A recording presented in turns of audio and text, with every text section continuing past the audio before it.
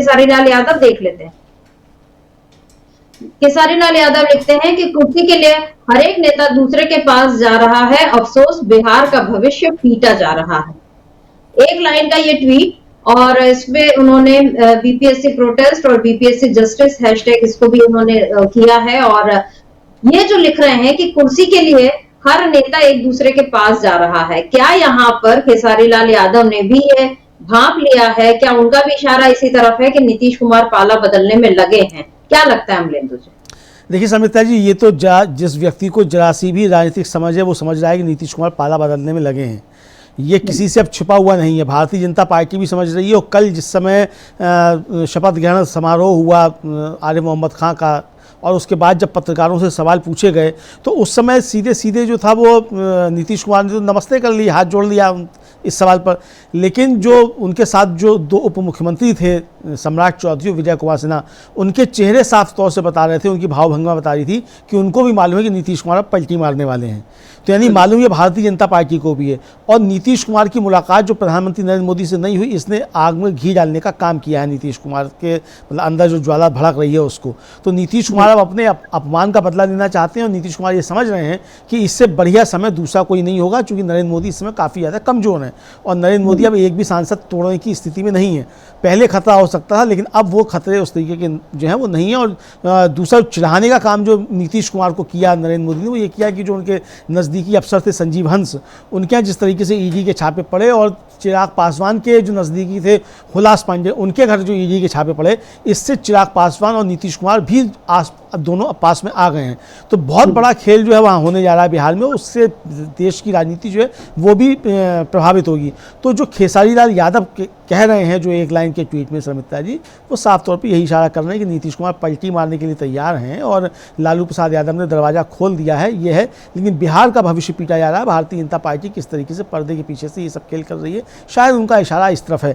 अब उनका इशारा जो भी हो, लेकिन पूरा देश जो है समिता जी, खासतौर से बिहार के लोग ये समझ रहे हैं कि भारतीय जनता पार्टी किस तरीके से बिहार के नौजवानों के साथ बर्ताव कर रही है और किस तरीके से उनका भविष्य बर्बाद करने की कोशिश कर रही है। आपको याद होगा कि जब अग्निवीर योजना लेकर आई गई थी, उस समय भी भारतीय जनता पार्टी नीतीश कुमार के साथ सरकार में शामिल थी, और उस समय भी बिहार जो था ज़बरदस्त तरीके से जल रहा था।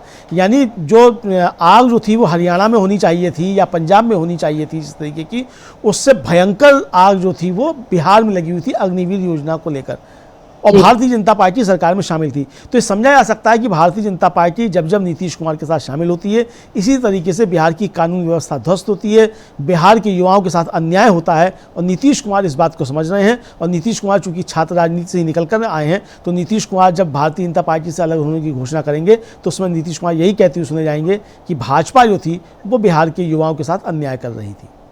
जी बिल्कुल। और नीतीश कुमार इस बात पर अलग हो सकते हैं बीजेपी से, और उधर जिस तरह से कांग्रेस ने भी अब नीतीश कुमार के लिए कल इशारा वो दे ही दिया। शकील अहमद खान का जो बयान आया था कि जो गांधीवादी हैं, और नीतीश कुमार के तो टेबल पर गांधी जी के विचार जो है वो लिखे रखे हैं, तो वो गांधीवादी हैं, ये मान रहे हैं, और वो ये कह रहे हैं कि वो गोडसेवादियों का साथ छोड़ेंगे। तो कांग्रेस ने भी दरवाजे खोले। और आज राहुल गांधी का ये जो ट्वीट है, क्योंकि अभी तक राहुल गांधी इस मुद्दे पर चुप थे, लेकिन अब उनका भी बोलना ये बता रहा है कि बिहार की राजनीति में कोई बड़ा उलटफेर होते हुए सब देख रहे हैं, और नीतीश कुमार के साथ अब कोई बातचीत चल रही है, और उस पर आगे तय होगा कि क्या फैसला लेते हैं नीतीश कुमार। लेकिन इस सबसे सरकार पर यानी बीजेपी पर जो है दबाव बढ़ता जा रहा है। और अमलेंदु जी, चुनाव का साल है बिहार में, और ऐसे में ये छात्र आंदोलन का होना, और इधर दिल्ली में भी, क्योंकि अब जैसा ये एनएसयूआई के जो अध्यक्ष उन्होंने ये लिख दिया कि आप डॉक्टर मनमोहन सिंह के नाम पर एक कॉलेज खोलिए, तो जाहिर है अब ये सावरकर बनाम कांग्रेस जो है ये मुद्दा फिर से दिल्ली में भी खड़ा होने जा रहा है, और केंद्र में है शिक्षा की बात। और उधर बिहार में भी हम यही देख रहे हैं। आज बिहार में उदय भानु चिप जो है कांग्रेस युवा कांग्रेस के अध्यक्ष, उनके नेतृत्व में एक मशाल रैली भी कांग्रेस निकालने जा रही है। यानी ऐसा नहीं है कि केवल पप्पू यादव ही आंदोलन करवा रहे हैं, कांग्रेस भी एक विरोध में उतर रही है। तेजस्वी यादव ने तो कहा है कि जब छात्र बुलाएंगे तो वो उनके पास चले जाएंगे। प्रशांत किशोर अलग आमरण अनशन पे लगे हैं, उनसे बीजेपी कैसे निपटती है ये तो वही जाने। लेकिन चुनाव पर इस पूरे आंदोलन का, दोनों बिहार और दिल्ली, इन दोनों पर क्या कोई बड़ा असर पड़ता हुआ आपको दिखाई दे रहा है? देखिए समिता जी, बिल्कुल असर दिखाई पड़ता दे रहा है। सावरकर का दिल्ली से क्या वास्ता था जो सावरकर के नाम पे दिल्ली में कुछ खोला जा रहा है, और सावरकर से अगर इतना प्रेम है तो भाई 10 साल तक आपने सावरकर को लेकर कोई बातचीत नहीं की। लेकिन ये नीतीश कुमार को चिढ़ाएगा, ये सावरकर के नाम पे कॉलेज ये नीतीश कुमार को चढ़ाएगा। क्योंकि कल ही शकील अहमद खां का जो बयान था समिता जी, कि गोडसे से अलग होकर गांधीवादी अगर कोई भी है तो गोडसेवादियों से अलग हो जाए तो सबका स्वागत है। तो ये अब नीतीश कुमार को चढ़ाएगा, क्योंकि नीतीश कुमार ने ही बिहार विधानसभा में खड़े होकर आरएसएस के ऊपर तमाम आरोप लगाए थे और ये पूछा था कि आपका आज़ादी के आंदोलन के दौरान योगदान क्या है, आप तो अंग्रेजों के साथ खड़े हुए थे। ये नीतीश कुमार ने ऑन रिकॉर्ड है बिहार विधानसभा में, नीतीश कुमार ने ये कहा था। तो प्रधानमंत्री नरेंद्र मोदी का सावरकर पर कॉलेज का उद्घाटन करना, मतलब शिलान्यास करना, उद्घाटन नहीं बनेगा नहीं बनेगा ये तो पता नहीं है, तब तक नरेंद्र मोदी रहेंगे भी कि नहीं रहेंगे, तो ये बहुत सारी चीज़ें जब तक वो बनेगा या होगा। लेकिन अगर ये है तो ये नीतीश कुमार को एक और अवसर मुहैया कराएगा, और नीतीश कुमार कहते हुए पाए जाएंगे कि बताइए गांधी के देश में आप सावरकर की बात करते हैं कि ऐसे कैसे हो सकता है जी, तो ऐसे कैसे हो सकता है जी कहकर नीतीश कुमार पलटी मारेंगे।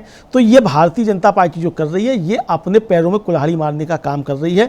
लेकिन हो सकता है समिता जी इसके पीछे रणनीति ये हो कि भारतीय जनता पार्टी भी समझ चुकी है कि अब वो सरकार ज़्यादा दिन की नहीं है, तो अपने मतदाताओं को संतुष्ट करने के लिए जो काम करने अब जल्दी जल्दी कर लो, चूँकि पता नहीं कि किस रात को मोदी जी सुबह सोकर उठे मालूम पड़ेगा कि प्रधानमंत्री नहीं रहे जी, पूर्ण लग गया है नाम के आगे।